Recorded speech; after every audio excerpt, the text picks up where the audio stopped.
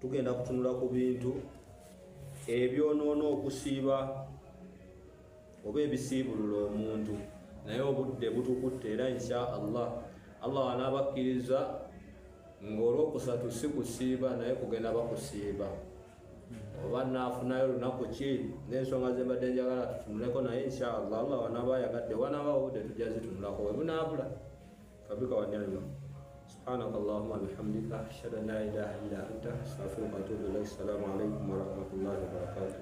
وعليكم السلام. Wakati mkama waffe. Assalamu alaykum. Assalam wabarakatuh. Kale ensonga ezo z'otebedde ettaka gwe tugusaba ozitulamu. Al-aklu wa sharbu dhakiran amidan. Omuntu okulya ng'ogenderedde. Wano we tumanyira nti omuntu asobola okulya nga tagenderedde. Ekyo kisoboka. Ogenda okwekanga ekindazo kimazeewo oli ku mazzi n'ojjukira nasiibye nga kindazi kiweddewo ati omuntu asobola okwerabira n'alya wanaakugaya ekyo okulya ng'ogenderedde mu kisiibo ekyo wasiibye naye zigenze owera ssaawa mwenda ogenda okuwulira bikutte nga kikuleeze essaawa 10 ng'asiramu beeyanise kusana abamu batunuulidde obusolya obudde butabuka kati ezo obudde obwo omuntu akkirizibwa okulya subhanallah omuntu n'alyamu obwo obudde ng'agenderedde Ng'alaba embeera ng'emususseeko tekikkirizibwa era kitta okusiibako okulya ng'ogenderedde al-aklu washarubu dhakiran mutaammidan okulya n'okunywa nyonta enzita seeka mbadde ndakasidde naye kanyweyo emibiri 3 kiri haramu era kitta okusiibako omuntu naye wano manyi nasobola okubikonako obukonyi imaamu nga njaba ndesemba lyazamanyiza kansomeseeko byensobodde inshaallah. Amma idha akala au sharaba nasiya naye omuntu senga alya nga yeerabidde fainahu yatimu sawmu yakkirizibwa okweyongerayo n'okusiiba senga ajjukira nze nalyako nesimaana kumanya nti ndidde najjukira ndi mukusibuka nti nalidde kyanduukako nalyamu envwaga nesimaana kumanya nti ndidde nti oba nasiibye ndi mukulya naye nakijjukira ngenda kusibuka nga ndaba abantu buli omu akutta ebikopo abantu beetali ewaka leeta ebikopo muleeta ebikopo mpozi bwasiibye naye nga nze mbadde sikyabijjukira kati osobola okwerabira naye wano nabbi yatugamba omuntu wajjukirira wennyini nti ali mukulya bw'ati wojjukirira okoma togamba nti akansooke mmalewo kaneeno okomaawo mbiwanda owanda n'oyimunguza ne mukamwa togaa nti kamira ebiri mukamwa bino osigala ogaaya owanda n'oyimunguza ne mukamwa neweyongerayo n'okusiiba nam neyeyongerayo era n'atunnyonnyola wala shay'un alayhi tewali kirala kyakola wabanga yesanze nga ajjukidde tewali kyeyongerako wala qadaa'u alayhi era tewali kuliwa hadithi Abi Hurayra nga hadithi Abu Hurayra radiyallahu anhu fi sahihaini bwatugamba Abi Hurayra mannasiya nabi sallallahu alaihi wasallam yagamba nti mannasiya wa huwa sa'imu oyo yenna yeerabira nga asiibye fa akala au shariba n'alya oba n'anywa falyatimu sawma abeere nga yeyongerayo n'okusiiba fa innama at'amahu llahu wa saqaahu era zimanye nti Allah yaba amuliisizza era yaba amunywesezza naye naawe tolya n'ogamba nti ekituufu mbadde obi naye kati Allah andiisizza bw'oba olidde ogenderedde abula kyembuuzaako olwobenda bange bafumba ku munnyo nga bafumba ekyo kiyambi kyogerwako kitya okukomba ku munnyo ng'ofumba ekyo ekiri n'okomba ku munnyo banga okebera olabe okomba naye n'otawo n'otamira kikirizibwa okomba ku munnyo ng'ofumba naye n'otamira n'owanda tekirina buzibu okomba ku munnyo jasi kukebera naye osobola okomba omanyi otya nti gunozenga tekisobokera onakumira olulimi lulina testa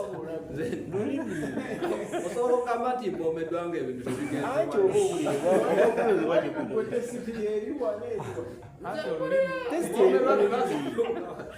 Test eri ku lulimi siganda nayo omuntu tasanga nti mpomeddwa nga bikomye wano owulidde gunoze oba owulira gunoze ate bakuwoomerwa naye nga kale baseeka abamunanze bensomereko balaga tekirina buzibu naye nze simanyi wansobola okukomba ku munnyo simanyi wansobola otestinge oba gunoze kuba nze mba ngenda mmira nze okakasa nti binoze nga bituuseeko wano era omuntu biwomba binotuukako wano oteekamu katini noteekako ku lulimi kati gweoteekamu obungi olukomya wabweru toluzaayo munda kuba tosobola kumanya nti omunnyo gunoze nga olulimi luli bweru era lulina oyingira ate oyingira kubeera omuntu awulire oba binoze ate buli wokolawo ti amalusu nga gabisika biyingira kati abakkiriza nti omuntu akkirizibwa naye nze sisobola nyinza okulemererwa naye nga kikkirizibwa. Ensonga ey'okubiri etusoose tugambe nti omuntu okulya nga agenderedde, ey'okubiri alkayu amdan, omuntu okusesema okwegoga n'osesema nga ogenderedde. Simanyi oba njala yebeesusse ku muntu simanyi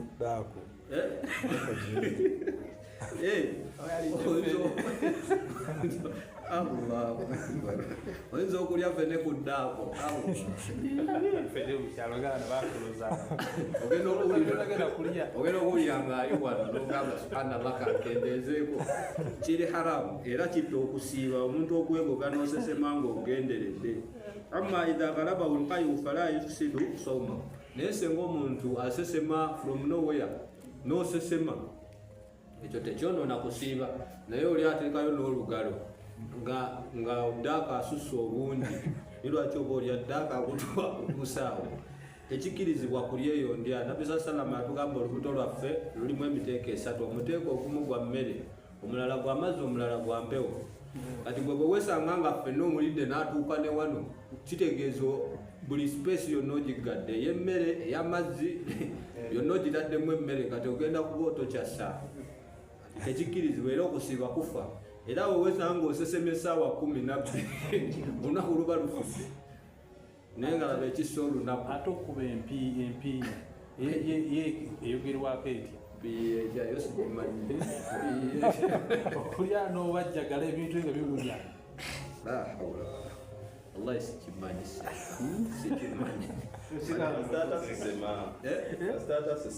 ale sikimanyi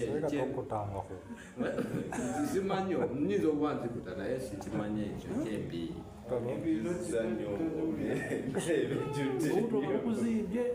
wayise twagenda ali mu kisulo tufuna omuceere, omwana n'atuula waliwo buno buminisaniya bwekati ne bakateekako omutwe n'atuula kaseeka n'akalya, omwana n'atuula awo